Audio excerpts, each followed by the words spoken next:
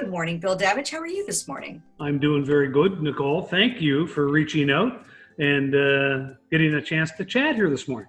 It is a pleasure to see you, and I hope your weather is well. In Ohio, the weather changes every 5 minutes, but you're in Florida, so how's life down there? You know what? It's good. It's having left Columbus at the end of June. We've been back a few times, but right now we're calling Naples our home. We still have our kids and our grandkids up north. In fact, I'm expecting a baby girl sometime later today or tomorrow. Oh my God, that's great. So it is Easter. We're pretty excited about that. But no, we're enjoying it. Again, with the weather and everything else, and my current medical condition, it certainly helps. How have you been feeling? I've been feeling okay. Just okay. You know what? When I retired, I had another year on my deal, Nicole, and I really felt like something, a little man on my shoulder was telling me that, you know what, it's time. Go ahead and get a chance to enjoy it. And so I did. I retired and moved down here at the end of June. We sold everything back home in Columbus, in Grove City. We miss Grove City. We miss Columbus. But on the other hand, for the weather and everything else and my current health position, it helps me immensely, no question. Well, hockey misses you, and I'm guessing you miss hockey a little bit. And I would have been saying, well, let's talk about the playoffs, where they fully expected the Blue Jackets to be, but of course, everything came to a crashing halt pretty suddenly. What's it like? I mean, you know what it's like to leave hockey. What's it like when hockey leaves us? You know what? It's hard to even comprehend. It's hard to put into what your everyday life is without the game, and that's all I've known, Nicole, since I was, since a kid, and moved on from the junior ranks up to Ohio State, over to Miami, and then back to Columbus, working with the Columbus Blue Jackets. It's been my entire life.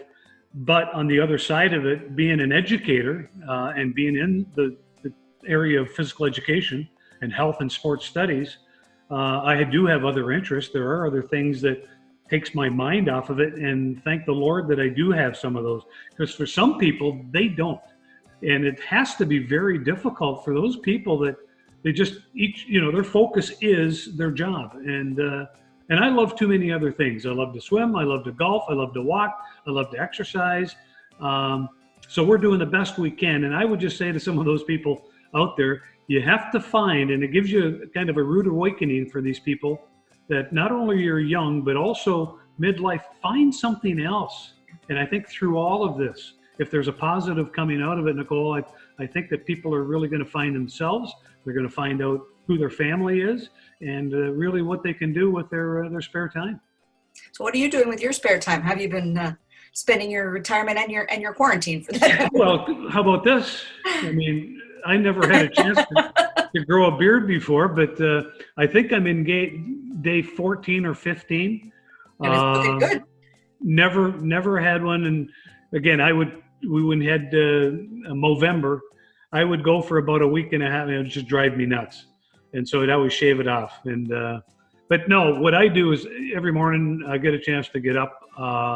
Jay and I may go for a walk, or we'll right away start and have a nice breakfast. And then we'll go out and stay busy.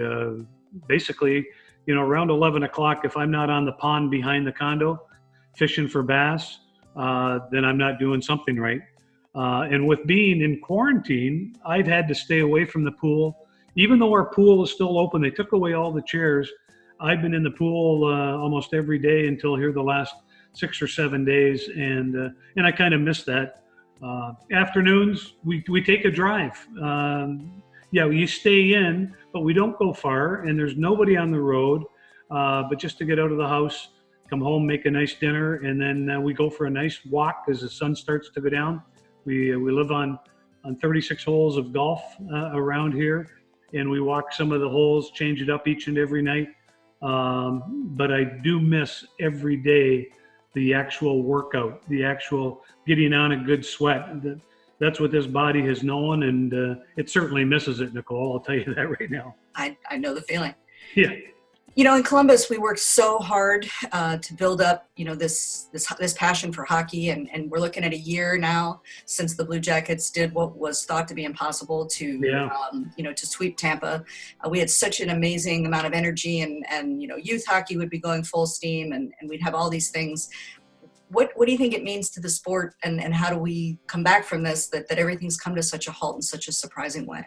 Well, I would say right away, having Zoom, having the ability to get everybody in a room and start to talk together, I'll guarantee you every day there's time set by the administrators, by the management group of all the NHL teams. And even when you get into the junior ranks, the youth hockey, what can we do to make our game even better when it comes back? And I would tend to bet that they're getting a chance to really scrutinize where the sport is, because let's be honest with you, there's a lot of interest in the game, and now you don't have it. When you come back, it has to be well thought out. It has to be at a point where you entice everybody to be able to come back. You're going to lose some people. You may gain some people, but I'm telling you, I think right now is the time that they get a chance to just reevaluate everything from the Players Association to the ownership group to the management of each of the teams to the players themselves and the Players Association. I just think that they're all spending a little bit of time being able to come back and give the fans what they want, as well as give themselves a chance to do a better job on what they've done in the past. So we've had a lot of talk about bringing sports back. Baseball's talked about moving everyone to Arizona, whether we're going to hold, sporting events with no fans. What do you think the potential is for hockey to come back, and what does that look like? Well, I think, again, I like what baseball is doing, looking at going to Arizona and putting those games on Fox, getting them on TV again, so the people, I really think that's the best case scenario. I think golf is a little different scenario as well. I think you're going to have to limit your crowds. I think you're still going to have that 6 foot between the fans. Now, how do you do that in hockey? How do you do that in football? Especially when you think of our own The Ohio State University and having a football season come this fall. Do you limit the crowd to 70,000 people and try to keep their distance? Are we a smart enough generation to be able to follow rules that may have to have? But I don't think we're going to see sport the way it was ever before. I just think there's a lot of things coming and a lot of change, and I'm not privy to any of these things, Nicole. I'm just making a statement from an interested bystander that is now retired and trying to stay alive. I hope that this game can come back and be done properly, with the understanding that people are going to have to follow suit. Sports has sports has defined your life. It's defined my life. It's defined life for so many of us. And I totally hear what you're saying about finding other interests. But what does sports mean to us? I mean, what do you think it means to us now that we have this period that we could stop and look at it from the outside and not have it be kind of intertwined with our lives? Well, I would think that those people that have really jumped out of college and are now in the workforce, what it means to them if they are working, and let's just hope that people can get their jobs back. But I just think that, you look at your day. Your day when you're working is from 8 to 5 or thereabouts. And then it's entertainment time, happy hours, going uptown for restaurants, having a nice dinner, and then making your way to a sporting event to be able. Are we going to have to change that? I don't know.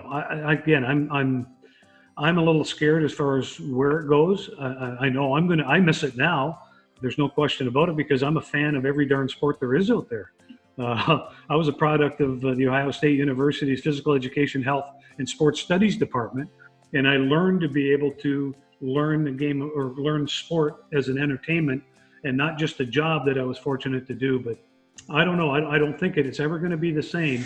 But I just think when you look at the times and you look at what's in front of us, a lot of question marks.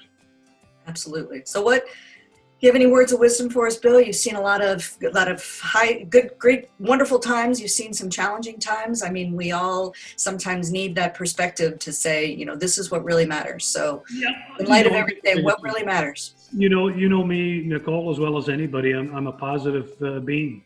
I've been dealt a hand with a cancer you can't cure, But on the other hand, hey, I've got today that I'm going to live. And you think I'm going to sit around feeling sorry for myself? It's an attitude. And that attitude adjustment has to be there. It's how you approach each and every day. And I just think people have to, I think this is one thing that they're learning right now for them to survive what they're going through already. And if not a little bit more here in the next month, is that your attitude has to be as such to be able to take what's given to us, appreciate it, pray that it's going to get better tomorrow, and just have faith. And I just think if we've got faith, we've got a real strong attitude, we can get through anything. We're the strongest nation in the entire world, and you're seeing that right now with everybody coming together. But that all starts with the power of giving and paying forward, just like Woody used to say. Give back a little bit, because that's what we're all about. Absolutely. Bill Davidge, this has been the highlight of my day to see you, and I know it will be for others. So thank you so much for joining us. Well, thank you, Nicole, and I appreciate you reaching out and doing that.